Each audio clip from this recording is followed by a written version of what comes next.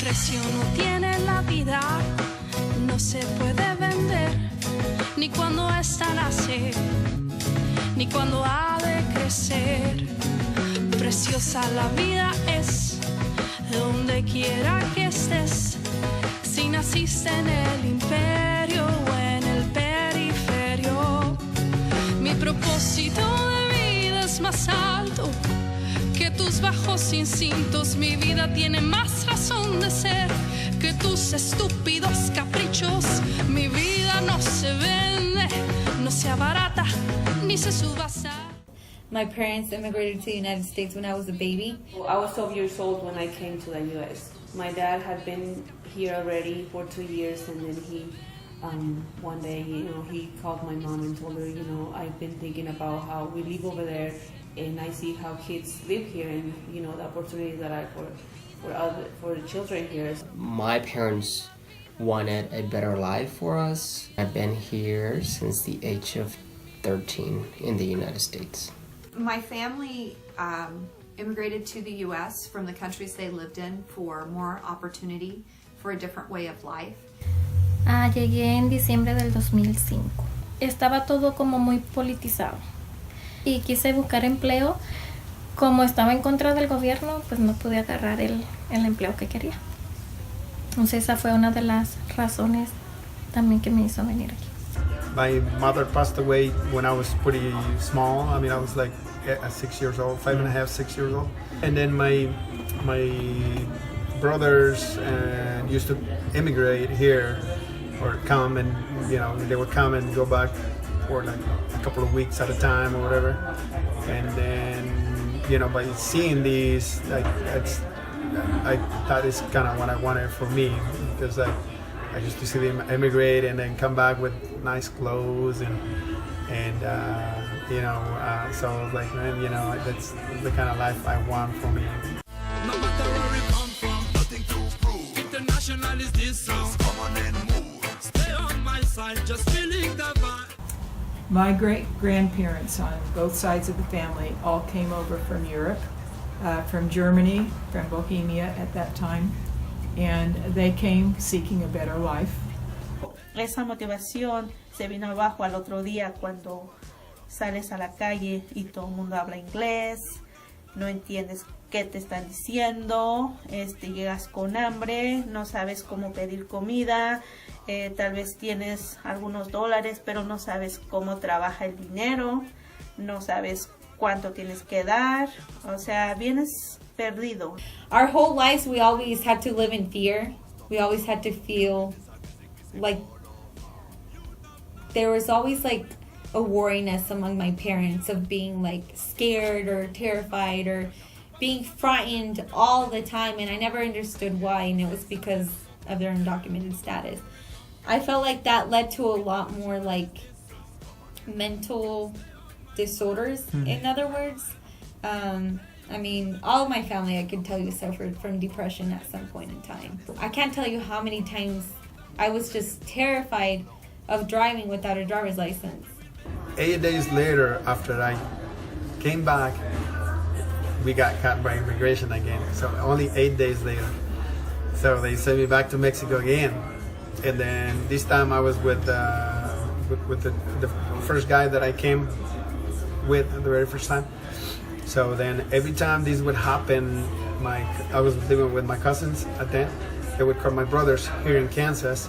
They would tell them, hey, they caught Jorge. And they were, worried, of course. And then later on I would come back and they would call him back, hey, he's here. And then, later on they would call me, they caught him again. He's back.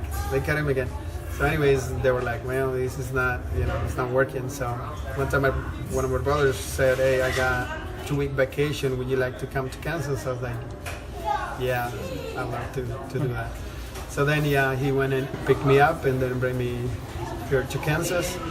I was I was an employee for about 8 months. I remember going to church with my brother and asking for work. The journey itself, it was difficult because I have 5 siblings, so it was 6 of us.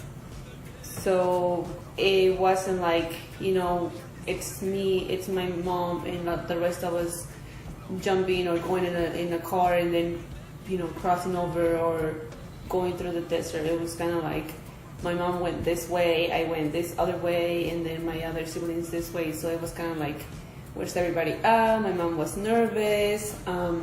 It took us like a week to get here because they took my mom and one of my brothers and my sisters came in a van, and then I came with my 2 brothers in the bus. People being even afraid to go to the doctor. Through migrant education, we worked on a health fair, and we met a woman who had not been to the doctor since she had arrived, maybe 15 years before. And she had been dealing with these health issues, and when she came to the health fair and we found that, we immediately got her connected with the doctor and everything and assured her that it was okay to go to the doctor. But she was having some pretty serious health issues, but she was so afraid that if she went to the doctor, someone would identify her and she would get deported, that she didn't go. And so people missing out on their basic necessities of life because of fear in their lives. So I think that we don't a lot of times understand the battles that people are going through.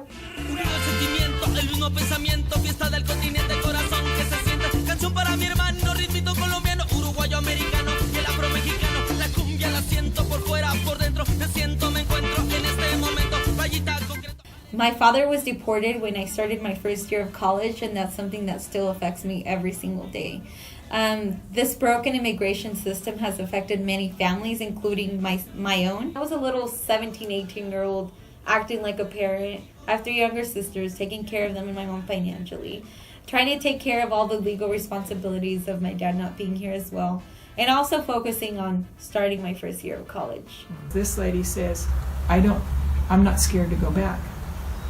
Well, then why did she risk her life to come here and her daughter's life, who is 2.5? She was fleeing domestic violence. The husband was threatening to kill her. He was threatening to disappear with the little girl. She'd never see her again.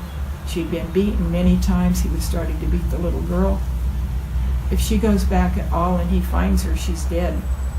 No, pues yo creo que el miedo más grande es cuando sabes que está migración. Por ejemplo, cuando dicen está migración en liberal, tienes miedo hasta de abrir la puerta. Creo que sí impacta bien fuerte. Tienes pánico, ataques de ansiedad de vendrán por mí, no sabes, no puedes salir a comprar tus cosas como todos los días. Pues lo feo que me ha pasado, pues hace un mes vinieron mis papás y les cancelaron su visa, y creo que pues no nos los esperábamos porque tenían años viniendo. No vamos a poder ver quién sabe en cuánto tiempo. Sus visas fueron canceladas por 5 años, pero no sabemos si cuando se vuelva a intentar van a poder agarrar sus visas otra vez. Nowadays, with the current political environment, you're talking about the vulnerability of anti-immigrant rhetoric, anti-immigrant hate, and discrimination. 10 years ago, my grandfather was kidnapped in Mexico. One of my sisters was over there. It wasn't only him, it was him, 7 of my uncles, one of my aunts, and one of my cousins. That same day, everybody was kidnapped. So it was very tough for my family, for my dad who was here.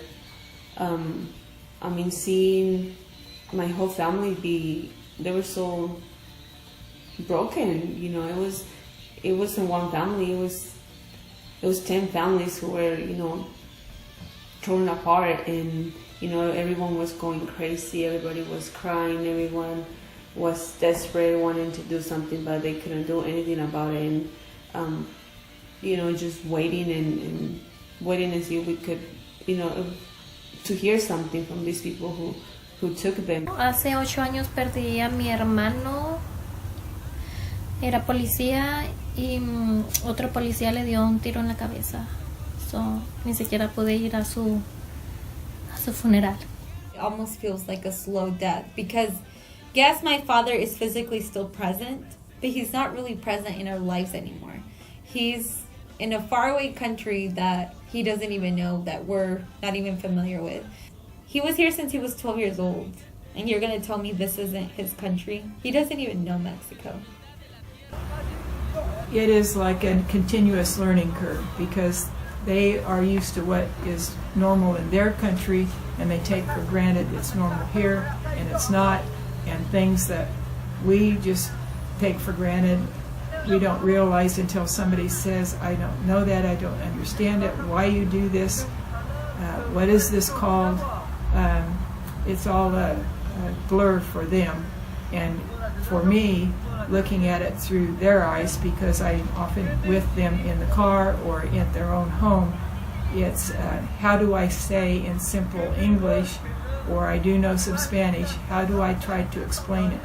What the cultural custom is that makes what they're doing not okay, or what we expect of them.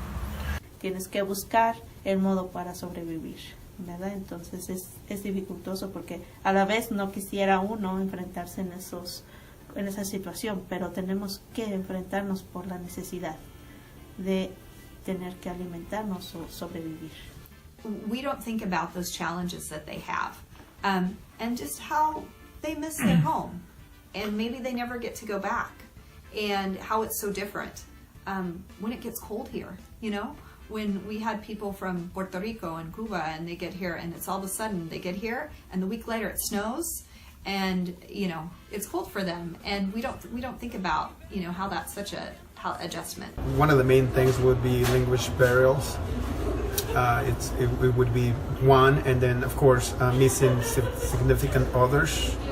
When they immigrate and they leave, they possibly leave a daughter or son or their wives or whatever down back there, and then they feel nostalgic.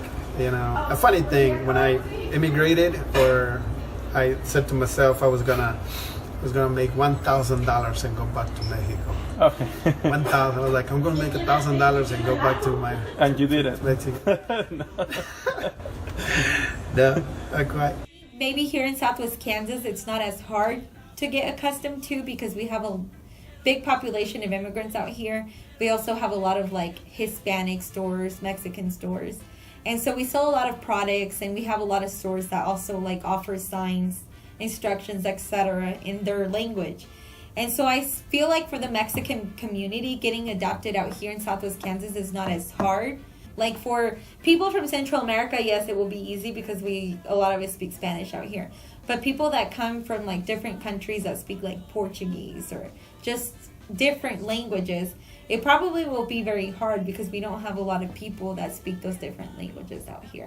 In terms of other food or dishes, it wasn't so bad because there's stores here that bring products from Mexico.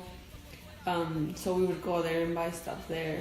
I mean, some things that I do miss is, how the way my grandma used to cook. It was so fresh. So in the mornings she would get some beans and then she would just get some tomatoes and some peppers and just throw it in there. She would make every day. She would when I was on vacation, I would go to her ranch. And she would make flour tortillas every morning. So I miss that a lot because I feel like the ingredients that they use for the flour is different. Food in Mexico tastes so much better. It just has so much more flavor, especially the tacos. People maybe in Mexico experiment more with food. Since they have more knowledge cooking, they're not afraid to experiment and use different condiments and different things while cooking a dish. Here in the United States, we live a very fast-paced life, and so we don't have a whole lot of time to cook. And when we do, we usually just throw things last minute together. When we go buy meat at the store, it's already pre-seasoned. Or when we go and we buy vegetables, for example, half the time we'll buy the vegetables that are frozen, and all we have to do is heat them up. And so I feel like we assemble more food here in the United States than actually cooking it from scratch. La comida juega un papel importante. No todos nos acostumbramos a la comida rápida, hamburguesas, papas fritas, o no pienso que es el mismo tipo de comida. Igual te va a parecer increíble, pero yo no conocía las tortillas tanto de harina. Yo conocía las típicas de nosotros de maíz. Entonces, cuando yo llegué a esta zona liberal, me encontraba mucho que la gente me decía, ¿quieres un burrito? Y yo decía, ¿un burrito? ¿Qué es un burrito? Y me decían, ¿no conoces qué es un burrito? Y para mí era así como, wow, en realidad no lo conozco. No, pues yo sí cambié mucho mis hábitos de comida. Aquí el plato navideño es una yaca y lleva carne de puerco, le llamamos pernil, ensalada de pollo y luego pan de jamón. You don't know how we grow. All around the world we are the French killer. It's a new fresh style, musical murder. Bring vibes in your life, music and live forever. You don't know how we grow. All around the world we are the French fire. C'est que l'on sait toujours faire du son qui claque. On vient cogner l'instru comme un box. We always had a very low percentage of Hispanics or immigrants that would come out to vote. And I feel like this is the way that I could make a difference. I feel that I could empower people and teach them the importance to vote. And like I said, nowadays it's more important than ever to vote, because we're starting to see a lot more discrimination, a lot more hatred, a lot more attacks on us minorities. So like I said, now more than ever, it's very important for people to exercise those rights and to vote. Here in Southwest Kansas, I mean, the Hispanic population is more than 50%. Why don't we have any Hispanic commissioners? Why don't we have a lot of Hispanic people working for the city? To me, that just blows my mind. How are they able to tell us what our community needs when they don't bring people from like our culture in to make those decisions? At the end of the day, we're all humans. We're the exact same way. We have the exact same everything. At the end of the day, the only thing that separates us from one another is our language, our culture, and our color. But at the end of the day, we are all equal. Nothing makes us superior than anybody else. Just because I'm brown and another person's white and another person is black does not mean that we have different intellectual levels. No matter where we come from, nothing to prove. International is this song. Come on and move. Stay on my side, just feeling the vibe. Keep on playing through the day. No matter where we come from.